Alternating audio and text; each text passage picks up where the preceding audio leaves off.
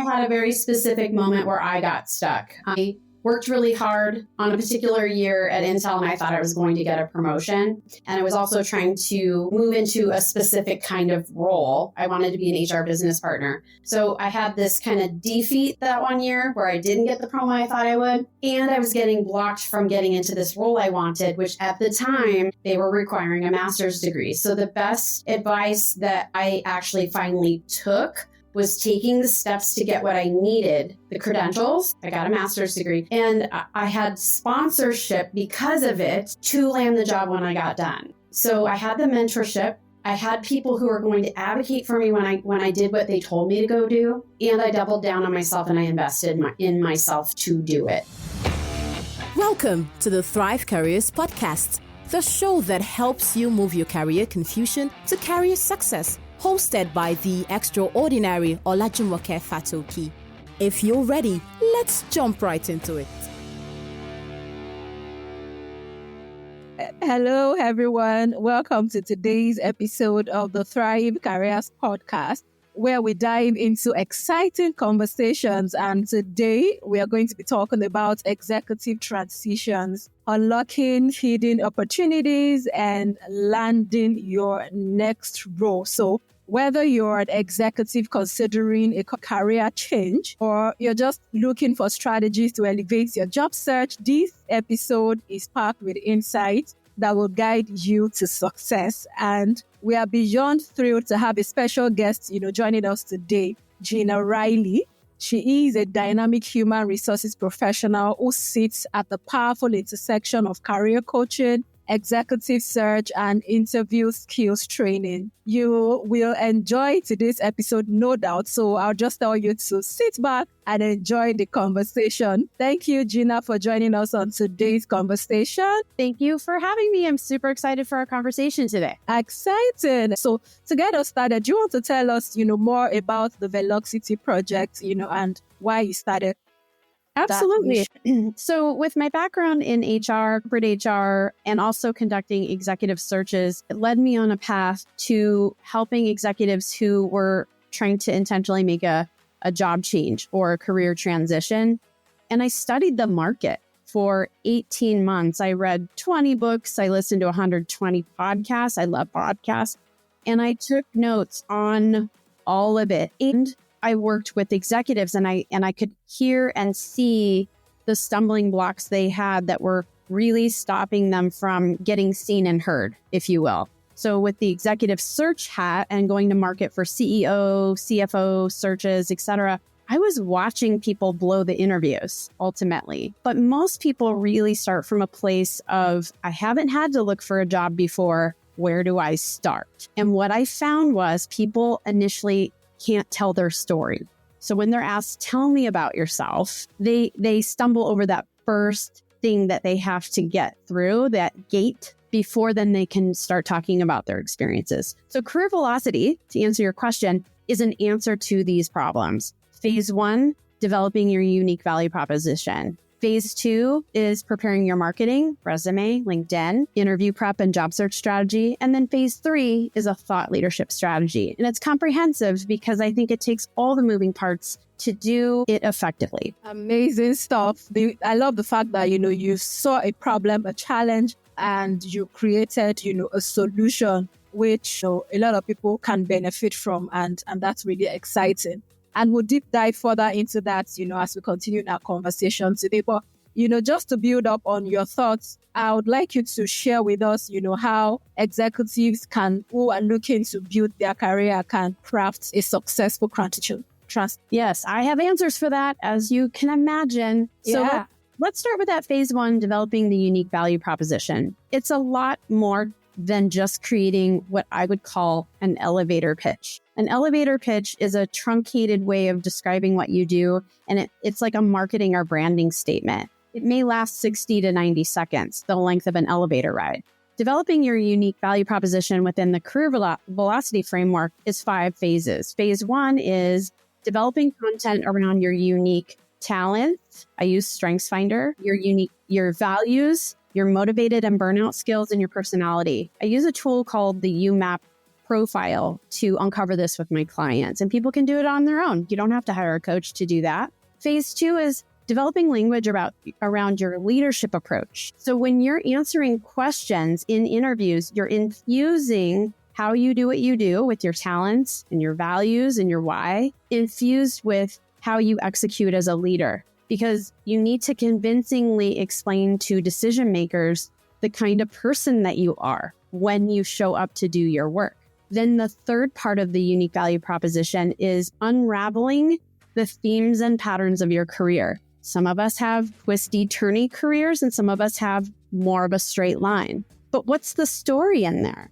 Because a lot of people, especially with straight lines, will think, well, I don't know what's unique and special about me. I've been just an engineering manager and then an engineering leader and so on. I believe everyone has a unique story and we have to uncover it with those 3 phases. Then what I'm doing in phases 4 and 5 is figuring out what are those key results that you have gotten throughout your career that you're really going to be speaking about in your interviews and get onto your resume. And then finally, I have a framework for answering, tell me about yourself. That's the 5th part of phase 1 that's built upon those first 4 phases and all that language we extract about you as a person.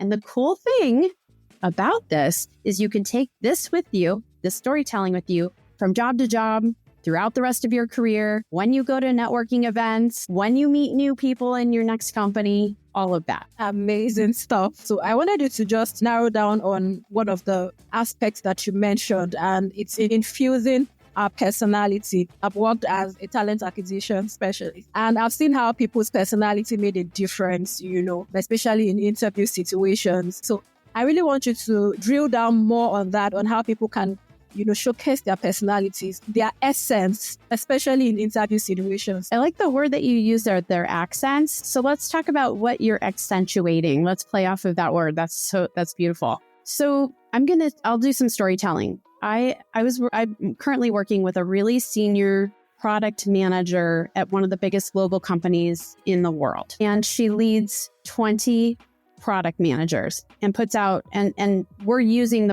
their products and services like all around. Millions, maybe billions of us are using their products. And when she would go to tell her interview stories, she would tee up the situation and then kind of go right for what the team was working on and what they delivered.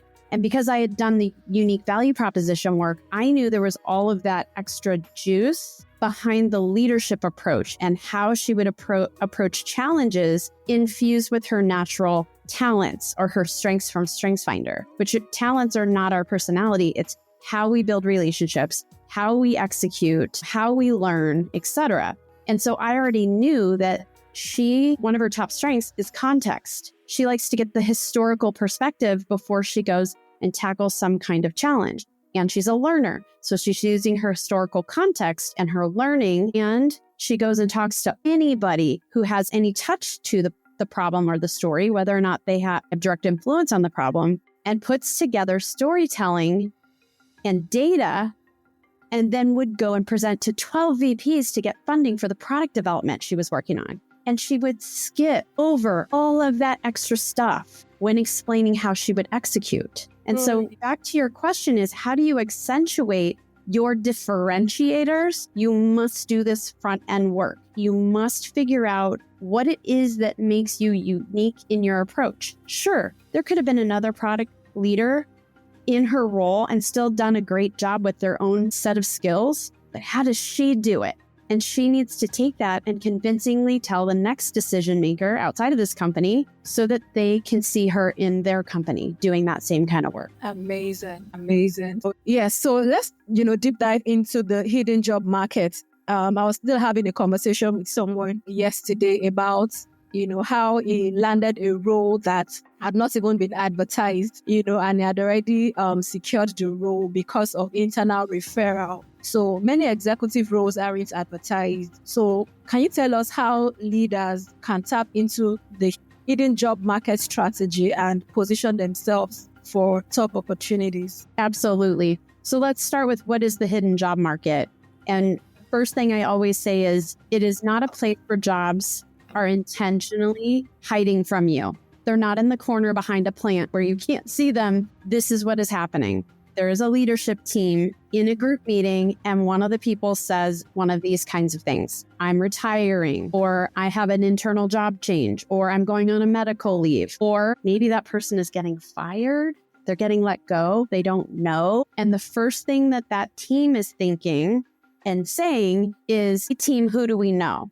And the first thing they're going to do is start thinking of the people that they know, like, and trust already, who have built a brand and reputation, so that at least they can get the ball rolling, seeing if there's interest out there. They may hire an executive search firm. They may post the job visibly. It may still happen. And yet you have this competition that already started happening before the job even went live. So I like to say that the hidden job market is where jobs are just percolating. They haven't even fully formed them yet. There may not even be a fully formed job description. So the question is, how do you become in the line of sight for these opportunities? One, do not sit and wait to get plucked out of obscurity. Nobody's coming for you unless you've already built up a great brand reputation where you're always top of mind. What you need to do is, even when you're comfortable and happy in your job, you need to be thinking one or two chess moves ahead. You need to be having conversations as a regular part of having a healthy career, so that when you need to activate your network, that it doesn't feel like now you have to go into sell mode. Amazing. So nurturing your network, basically, before, not just when you need them, that's how to position for such opportunities. So do you think that thought leadership and personal branding plays any role in this? 100%. That is exactly what needs to happen. So one, you should always know what your unique value proposition is. That's that first part of career velocity. But then what we're going to do is kind of skip ahead and talk about, what does it mean to be networking, having a great networking strategy, and thought leadership. These are the things that help us showcase our unique value proposition. Because how are you going to be known for something unless you put it out there? It doesn't mean that you have to be planning for a TED Talk. What it does mean is that you're participating in your industry communities, in your functional area of expertise. If you're a marketing leader, maybe you're going to marketing conferences, you're in a certain technology space, whatever that is, that you're an active participant. Perhaps you're trying to showcase what you know through speakerships, panel discussions. Maybe you're collaborating on white papers. Maybe you're working with your internal communications team and putting out short form content, either written or video on LinkedIn. There's so many ways to showcase your thought leadership in micro bite-sized pieces that help you stay relevant in your ecosystem. And if you are relevant, you will be more thought of. Amazing stuff. I have a follow-up question to that. And I know that one of the challenges that a lot of people have is they understand the place of thought leadership. They understand personal branding. They're pushing themselves to do all of those things. But then they don't see traction. People don't engage their content. And it looks like nothing is happening. There is that possibility for a lot of people to withdraw and just get tired. So what word of encouragement do you have for people like that? Boy, there's so much to go on here. There's so much to go on. So I'm going to start with one thing and end with kind of another. One is, I think I told you, I just wrote a book that will be out in September, and it's based on my career velocity model. And what I want to do is zone in on chapter 9, which is about thought leadership. By the way, the book is called Qualified Isn't Enough. And it's really about, many of us are qualified to do a job, and you have to assume that there will be other people equally as qualified. What is the thing that throws you into becoming the candidate of choice? And then it goes back to that unique value proposition. So let's talk about chapter 9, thought leadership. One is, I wouldn't just plunge into thought leadership and just start posting stuff. What I would do is first think strategically about, one, who are your key audiences you're trying to reach? Are you talking to everyone? Probably not. Just like in marketing our company products, it's not necessarily for everyone. So think about who those key stakeholders are: up, sideways, down, and out. So if you're a leader, the board might be seeing what you post. Investors, your CEO, your team leadership, your employees. That's probably one of the most important audiences to build your tribe internally. Then we're looking at vendors, suppliers, customers, potential other companies that are in competitive organizations that may want to poach you and hire you in the future. First, figure out who you're talking to, because then you're speaking the language of the people you're trying to really reach and not everyone. Then, and I have frameworks for all of this in my book. And then what you're really trying to do is figure out what the best platforms are for you, like where you can actually sustain yourself with the thought leadership and thinking about where does my audience hang out. So for me, I'm a career coach, primarily for leaders and executives. My tribe is going to be hanging out mostly on LinkedIn for professional related content. Then there's other places. It might be at conferences. There could be other places as well. But I'm not doing Instagram posts, for example, because I can't imagine my archetype just scrolling through LinkedIn and going, I'm going to hire Gina Riley as my career coach, right? So think about where these people are. And then the third step is figure out what are you going to be comfortable doing first. So for most people, it's not just jumping on video. For a lot of people, it's short form LinkedIn posts, sharing articles, writing why they're sharing it, and drawing in conversation from the people in their professional community. I do have a story. I have a story for you that exemplifies what can be done. So I feature this story in my book, and I call my former client, Chris. That is not his real name. I started working with him at the beginning of last year. And as we worked together and all through his UVP work and all of the things, he ended up coming in number 2 for a job that he already had a line on and got the internal scoop on through the hidden job market. And then he came in number 2 because an internal candidate was selected because they were afraid of losing him. And so while he was job searching and kept his day job going, he started posting on LinkedIn, and he had never posted except for 6 years prior. 6-year gap. So it's tough because, he's in his 50s. He's like, I don't want to put myself out there. What if people think that I'm being a showboat? So he just starts slow, and we built up a content strategy, and he starts talking about sales leadership and his approach to mentorship and his approach to leadership, and occasionally something personal and occasionally something about diversity, all the things that he actually stands for. 80 posts he does in the year. When he lands a job back at that first company, who initially didn't hire him. They had let the other person go. They called him directly. Now that's a hidden job market. They don't go back to market. They hire him. And he starts as a VP global sales leader. And as he's meeting internal people in this massive company, people are coming up and shaking his hand and saying, Chris, I feel like I already know you because I've been following your posts on LinkedIn all year long.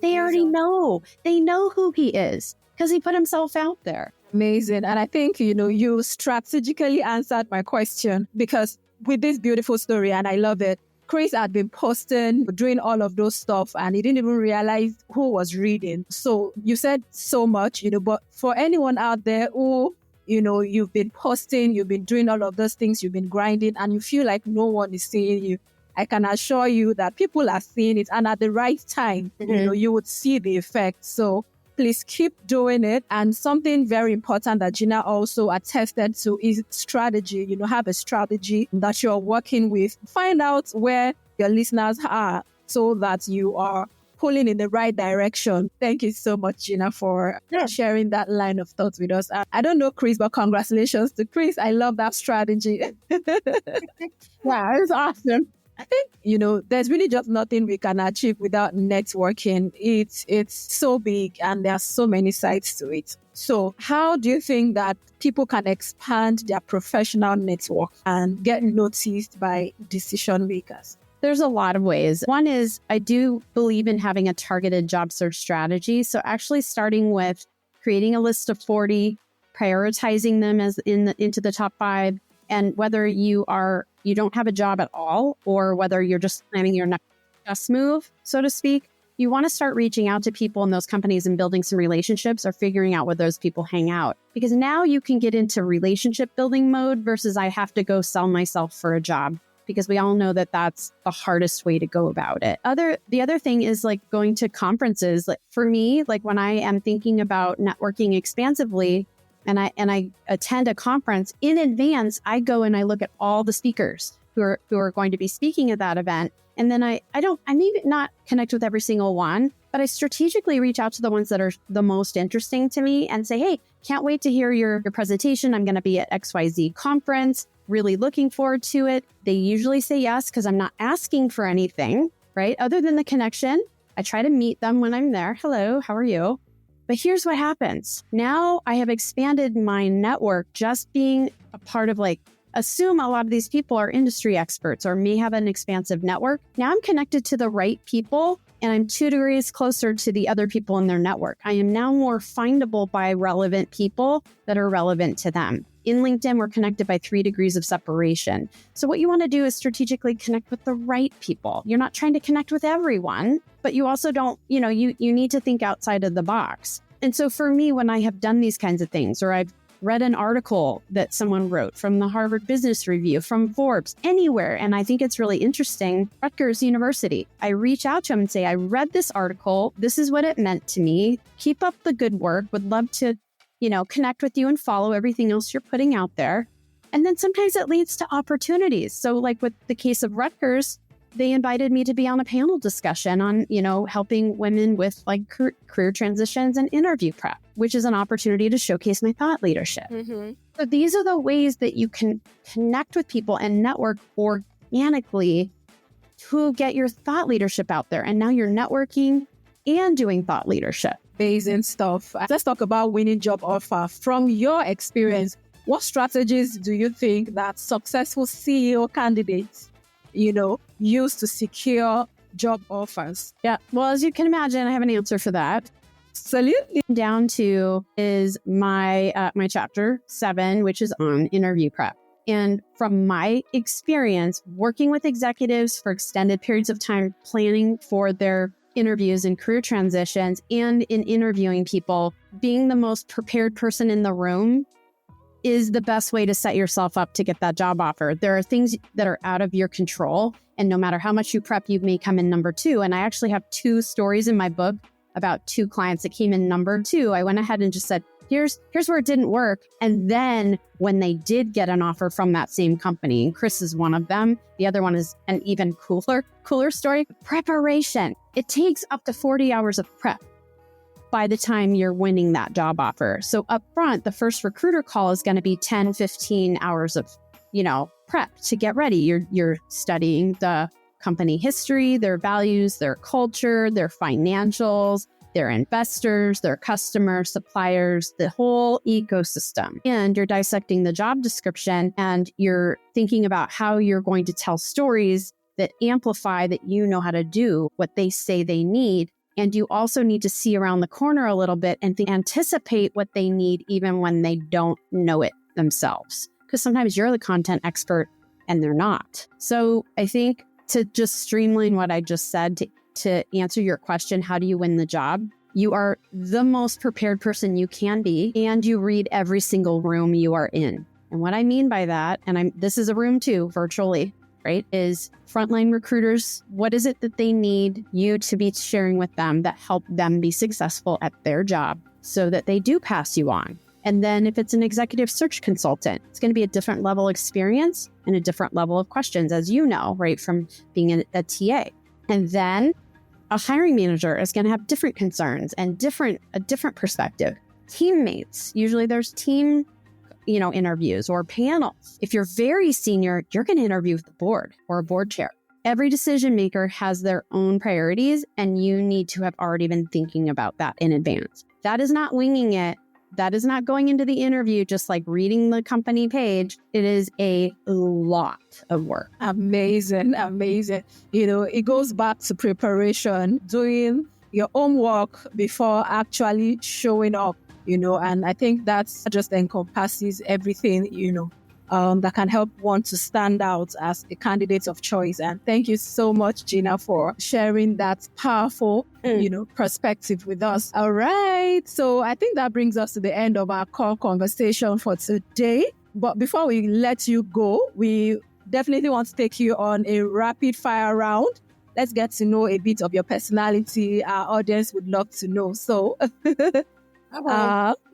So what's the best career advice you've ever received? Gosh, for me, I had a very specific moment where I got stuck. I worked really hard on a particular year at Intel, and I thought I was going to get a promotion. And I was also trying to move into a specific kind of role. I wanted to be an HR business partner. So I had this kind of defeat that one year where I didn't get the promo I thought I would. And I was getting blocked from getting into this role I wanted, which at the time they were requiring a master's degree. So the best advice that I actually finally took was taking the steps to get what I needed, the credentials. I got a master's degree and I had sponsorship because of it to land the job when I got done. So I had the mentorship. I had people who were going to advocate for me when I did what they told me to go do. And I doubled down on myself and I invested in myself to do it. Amazing stuff. I love it.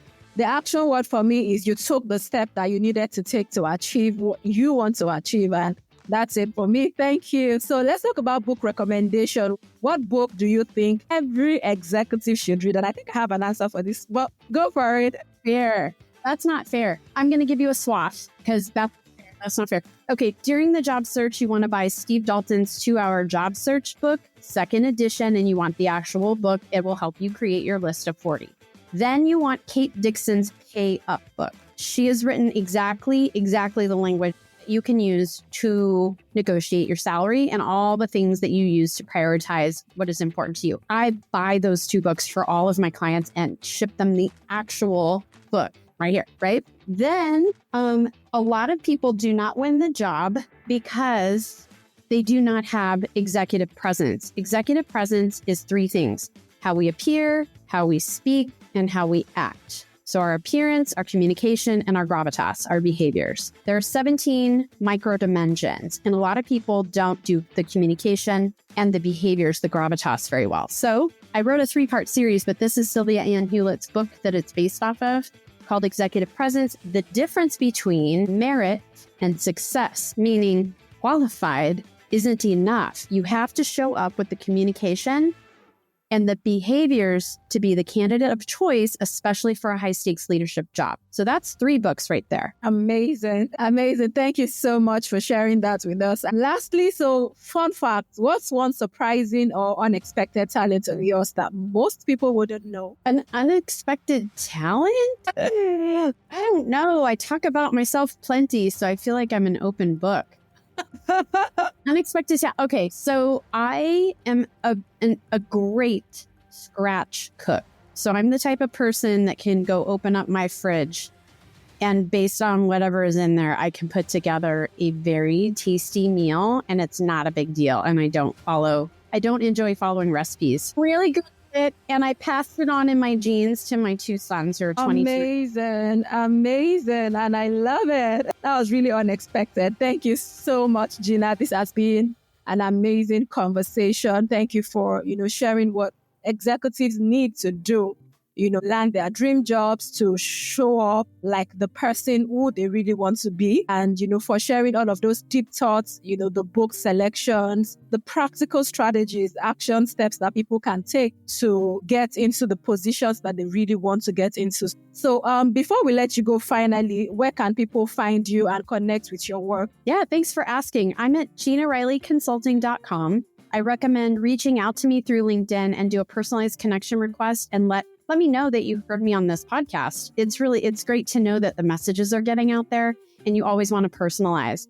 And then I would say if some of the ideas were insightful for you, go to my website. I am starting a book launch, list so that when I get closer to the launch date, that I'll start informing people about, when it's coming out, because I put everything into that. All of my frameworks are in there. Amazing. Listeners, that's a big one for you. You want to jump on that. Thank you so much, Gina, for letting us know. So what would be your last words as we wrap up this session on today's episode? It's the message from my book, which is if you've been spraying and praying, applying, you're not hearing back, and you believe that you're qualified for all the jobs that you're applying to, remember, being qualified isn't enough. You need to develop your story so that you can land interviews and win the job. And that's what it takes. There's no better way to end this session than on that wonderful note. Thank you so much, Gina, for this time out with you. So that brings us to the end of today's episode. I hope that you found this insightful and useful. So until we come your way again next time, keep thriving. Thank you, Gina, and bye for now.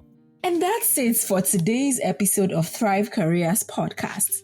I'm Olajumoke Fatoki, reminding you that no matter where you are in your career, you have the power to rewrite your story.